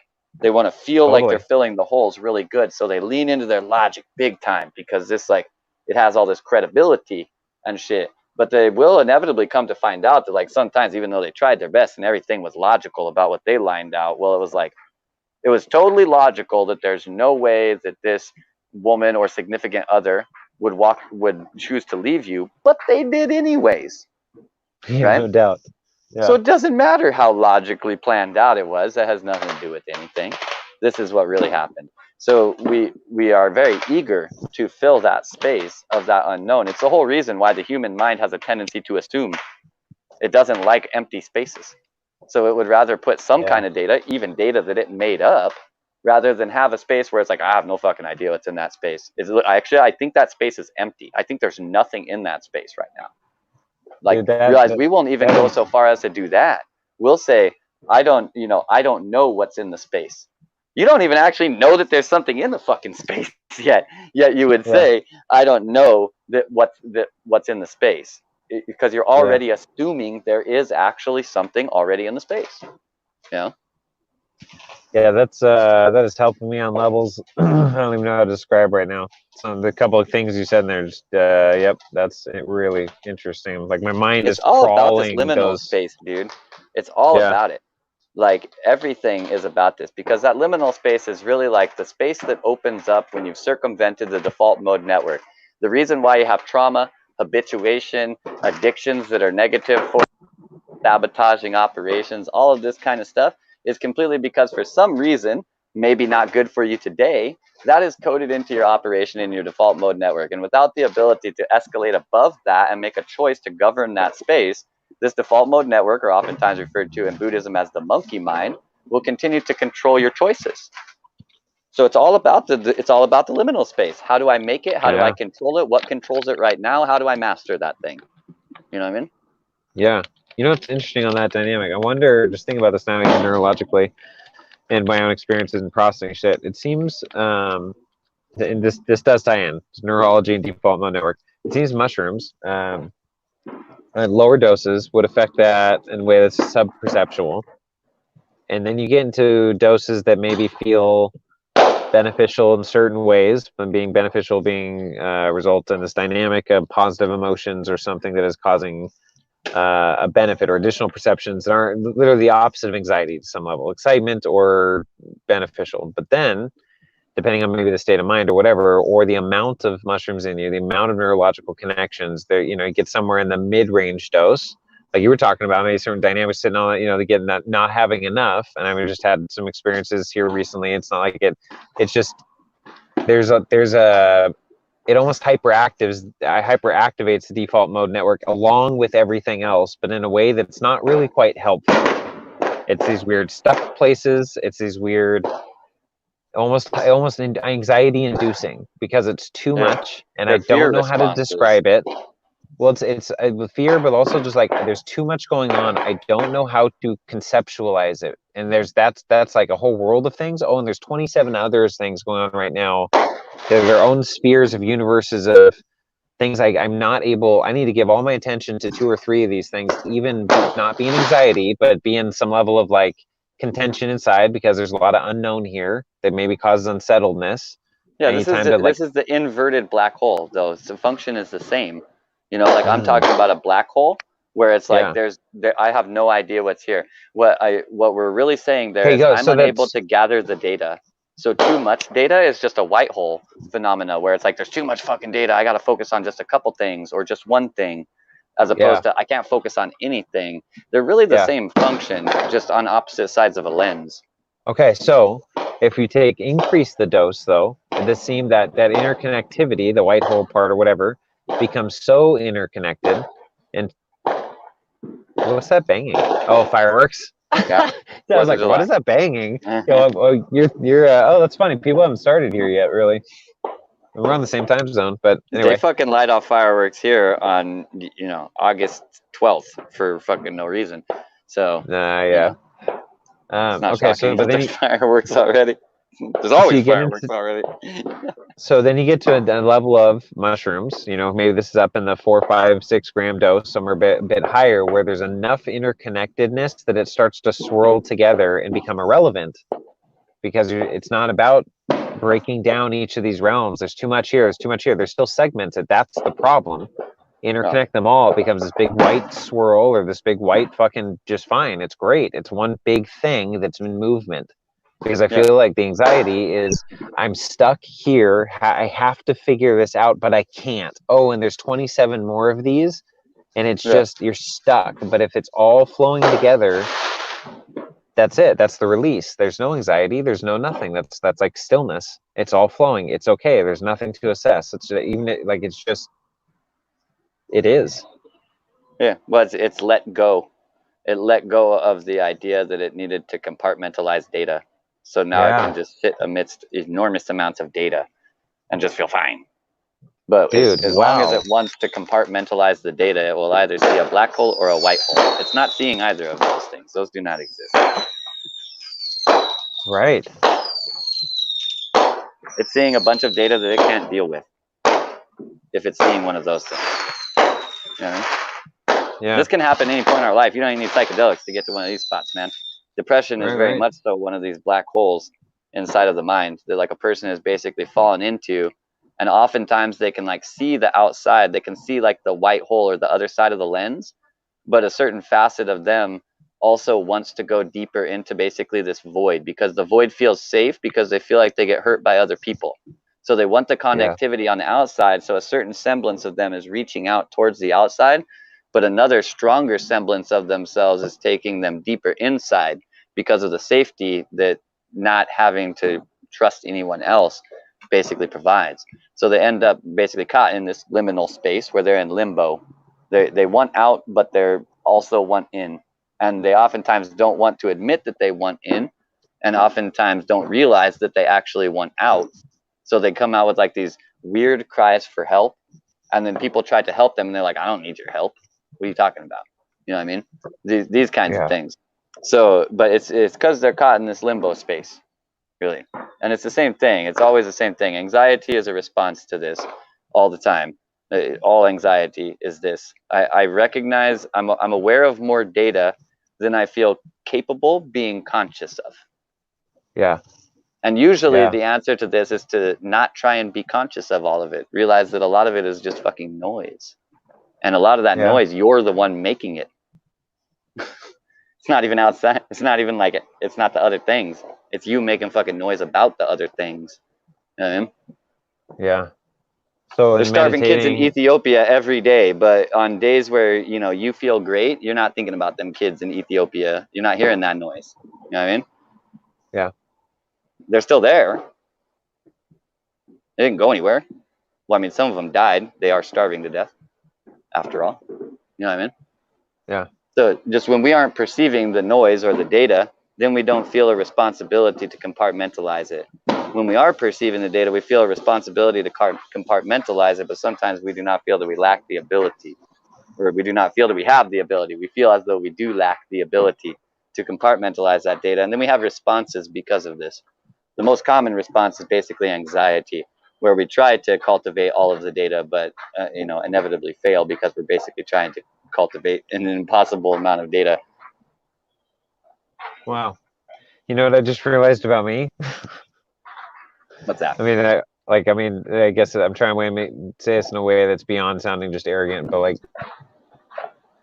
just a self-assessment. That's how you assess, right? Yourself compared to other people on certain dynamics. It seems over time, the more diversity of experiences you have, the more intimate of experiences you have in the knowledge and the focus area of the subject in which you are trying to assess, the more levels of checkpoints it seems to be, to become relevant to say or state, if that makes sense. Okay, so I can handle an insane amount of like reality that's either stressful or like just fucked up or shitty or just hard, right? Whatever that means.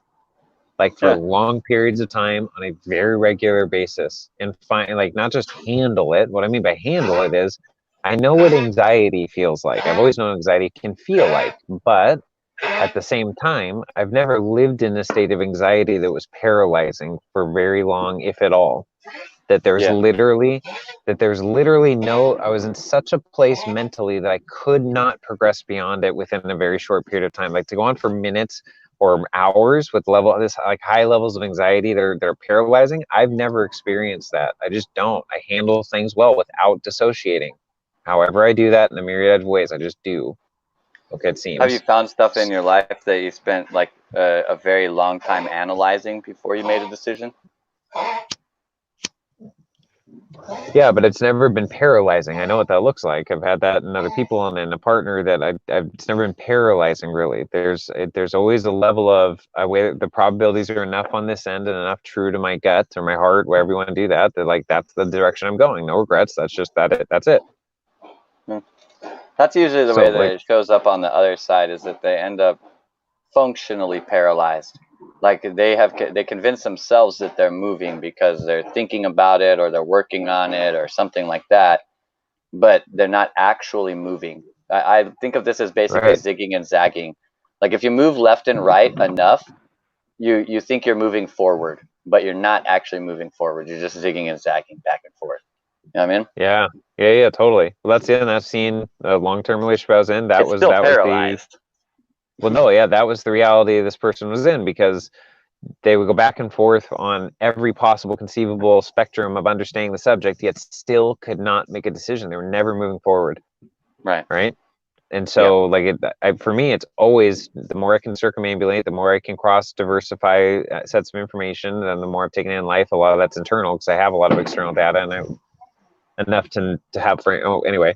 So, but it's always progressive. Life goes on, man. You got to make choices every day. There's interactions, there's responses to conversations, there's responses to things. Like there are choices that have to be made. And so I mean, I wait on things until I feel. I'm a very impulsive person, I guess, by nature, but I've also learned in a lot of ways, especially seemingly important ways, to rein that shit in enough till I know that the impulses match the actual, everything else is coherent also, and then express to the highest level probability that I feel is the right, quote unquote, not right, but just whatever, the fluid functional decision. So then if there's, I talked about this earlier, I think it's a video with Angela, but like, it's never a problem. Everybody makes mistakes, if you want to call it that, whatever the dynamic is, or something where you look back like, oh shit, I thought I was going to do something beneficial here. It actually hurt the person or something, or something like that.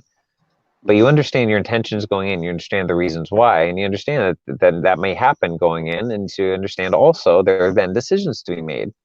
Do you then try to make reparations or bring balance to that equation or that dynamic, or do you like pull back or go the other direction or whatever? It's like, I don't know, there's always forward movement for me. Why not always going towards unity and coherence with people, with myself internally, all these different dynamics? So I think to elaborate on what you were asking earlier, there's that. Now there's another layer to the thing I was saying before.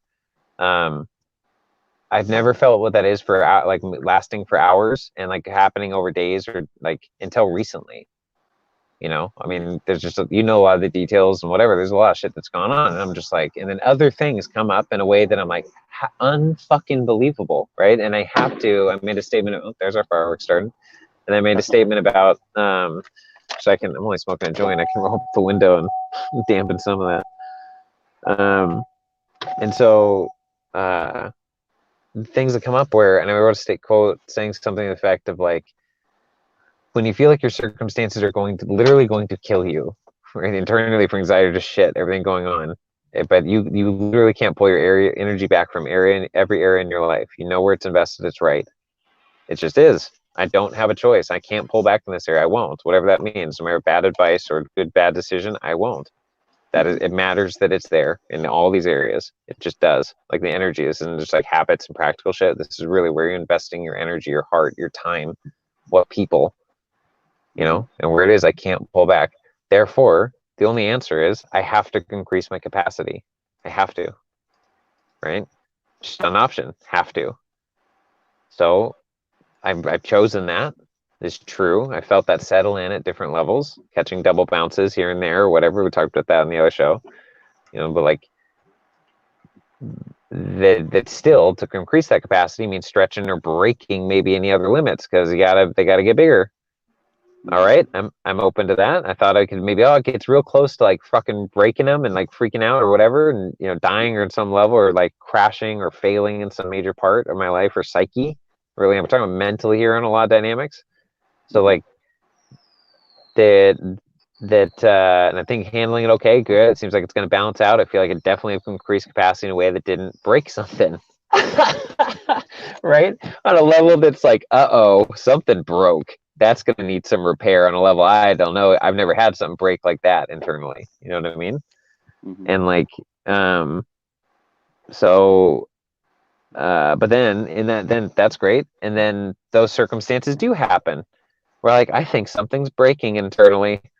or like something might, because then what it led to is a place of anxiety that I've never felt before. And I mean, I was able to process some of that through with my sister, who struggled with anxiety a lot of her life, like in a very thorough way. And I know a lot of people have, and like I said, I've always handled it very, very well. And so I was able to talk, processing, I mean, just hang out with her during one dynamic of this. I mean, like panic level attack anxiety, but I wasn't there because I don't know, it didn't dawn on me till now. That's definitely where I was at. So I was handling it in that sense, not letting it go to there, but at a psychic level or psyche level, like it was going to break, man. That to me, I guess, would have been breaking, like crazy anxiety attack and freak out on a physiological level, maybe. And then maybe something else mentally going on. Anyhow, but it was very present and all-consuming, right? And the way I described it earlier, that compartmentalizing of universes of information, but there's not enough information to make any progress here, so I'm stuck. It just is, and then this, and then this, and then this, and it's just too much, right? It's just fucking too much, and literally it's that frozen, and like, I was thinking about it because I realized when I would get up and walk, just walking, or walking out to my van, or driving, getting literally moving air, moving energy around me was definitely helping. Just that movement, right? Because but I didn't want to do anything. I wanted to literally, not just I want to go to sleep. I literally wanted to not breathe. Every time I could just hold my breath, mid-breath, out-breath, doesn't matter. Just stop everything for a moment. The anxiety in this moment, maybe is not as bad as the next. Just wait. Just fucking wait. Yeah. Right. And it's like, I mean, I get, my point is I get it. I'm getting what that feels like. And I remember, and I was driving it to her in different ways at different times. And like, she's like, yep. You know, 'cause she knows. And she's telling me things that helped her, different things, but it was more just me processing. And she knew it was me processing the state I was in, and letting her know, you know, like, this is a rare state, you know, that you're seeing me in. Like, nobody gets this. I've never seen me like this. And so I appreciate you're here, but just so you know, like, I have nothing I can do about it right now. This is how I am for an extended period of time. And it was interesting. I mean, she held space for me. That she gets it. So she was fine with it, which is nice. And just allowing me to process a little bit too. And like the dynamic of, I mean, I remember, so at one point it dawned on me. We drove down to the beach and we were hanging out down the beach, and just in the van, but down there. And it just dawned on me, not like a technique, in my being. It came to me. It was very important. It just understood.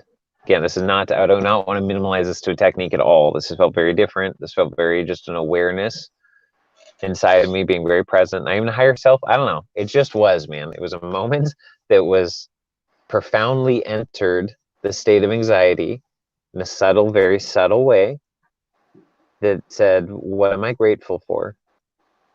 Right? And immediately throwing out all the trash.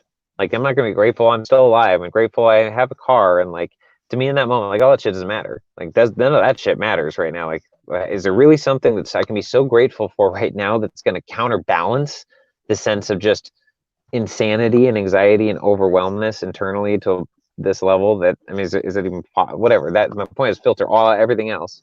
What's left? And what immediately came to me that really mattered is that I'm really grateful that I can now feel, and have been able to, living in the state of feeling. It's not like it's over. I'm very grateful that I can feel what you felt to my sister. You know, the way you felt, Mandy, that you've lived this way, and that I know many people do. Many people, like, this is a reality for them. This is why there's drugs, or even without drugs. Like, you know, this is a reality. This is awful. No human being should have to live in this place, like live here because of his life or circumstance, or not know how to deal with this, whatever this is.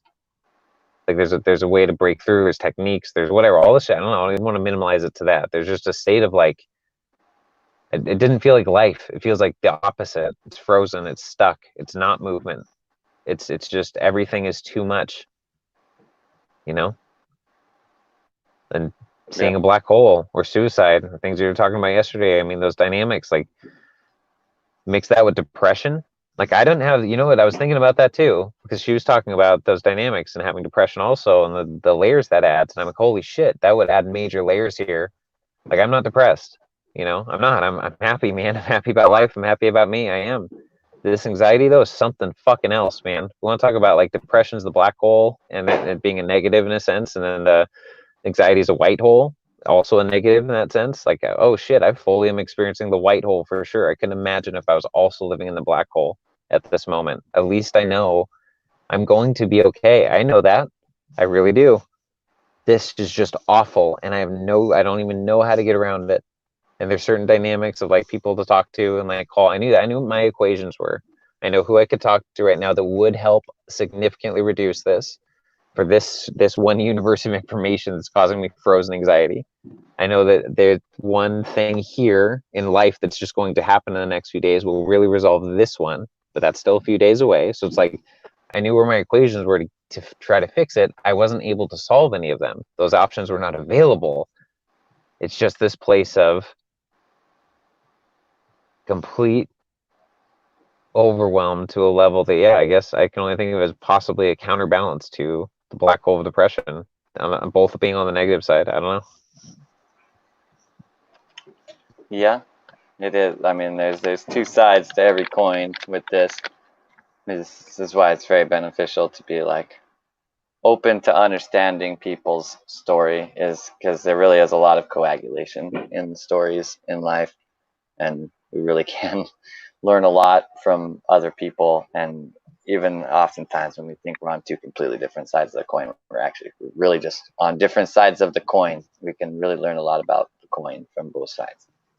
Well, and even that dynamic of, yeah, two sides of the coin, people I think often think, well, the good and the bad, depressed and happy. It's like, no. There can be two sides of the depressed coin, or two sides of that coin down there. It's not just depression. Like anxiety isn't, I mean, I think a heightened state, I mean, emotion or something, but, maybe, and depression being a lower state. So I guess in that side, but yeah, they're ultimately connected. They're on the same side. There's both a black hole. I mean, one's the white, the stuff that's spewing matter out. The other one's that's sucking matter in.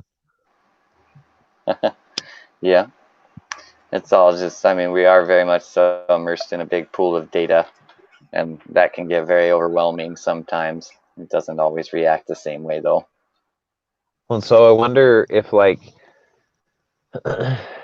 it's I mean, I don't know. So there's no problem. The problem, I don't know, the word just doesn't seem fitting, but the way that we value that data, that's the trick. Let's call it that.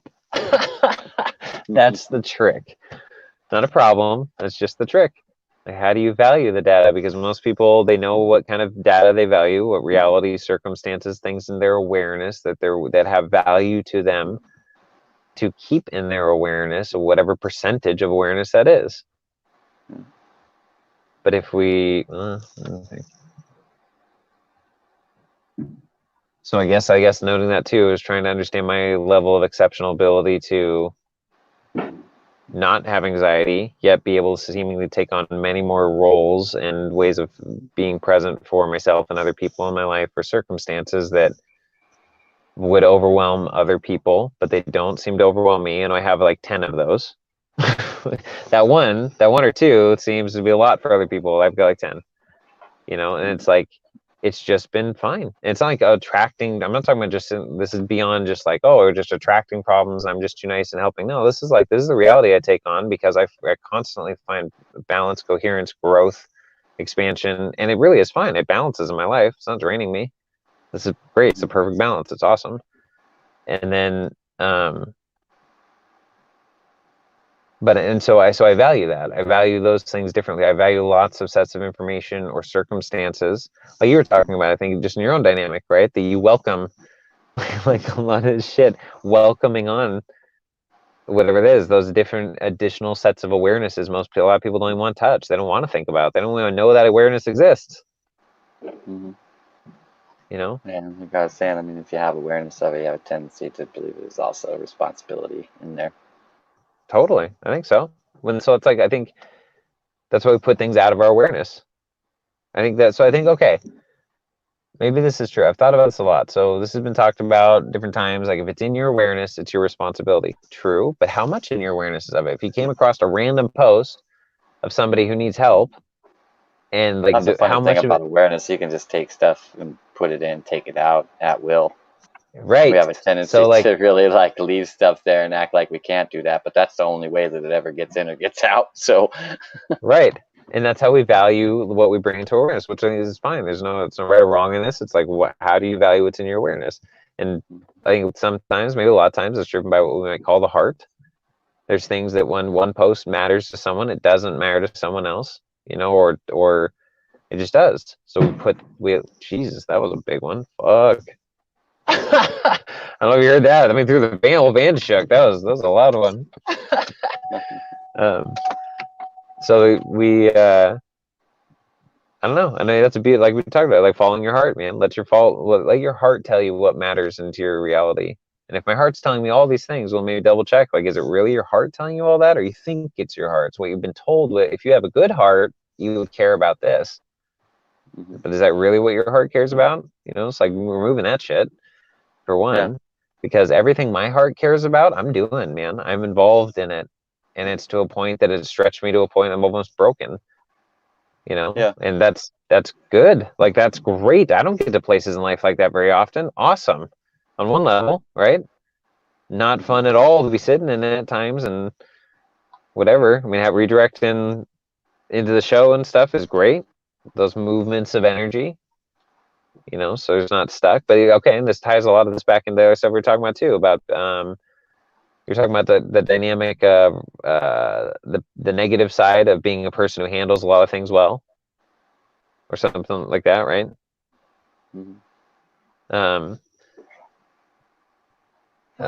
Shoot, I was gonna say that.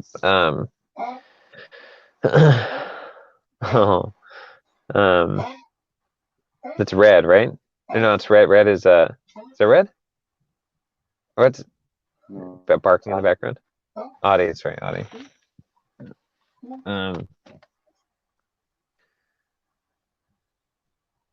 No. Anyways, I mean, because I need to get out of here and get something to eat before stuff closes as close to me. But you know, it's very beneficial to have a totality of perspective in your life. And Carl Jung basically says that until we don't accept our dark and our light, then we won't be able to place ourselves in the middle of those two things, and thus we will not be able to obtain a totality of perspective. So it really does pay benefit to be real with yourself and accept that, well, you know, this or that might be the ideal way to be, and you would like to believe yourself to be that. Perhaps you are not that yet, and that gives you the actual foundation, the totality of perspective, to put the proper pieces in place that would allow you to actually build that thing in the liminal space that has been created. So I really urge people to, you know, accept themselves for what they really are, and it's fine if you don't like certain parts of that, because through accepting it, you really actually gain the power to change it. So please do that for yourself. And as far as that goes, I'm going to change from being on this podcast to going and getting food. So, well, what Zach said for all of that sounds good. Me too. I love everyone. Please like, subscribe to the channel, hit the bell thing so that you get notifications when we go live. We got several shows on this channel. Got lots of stuff underneath the video. Click on that. Follow us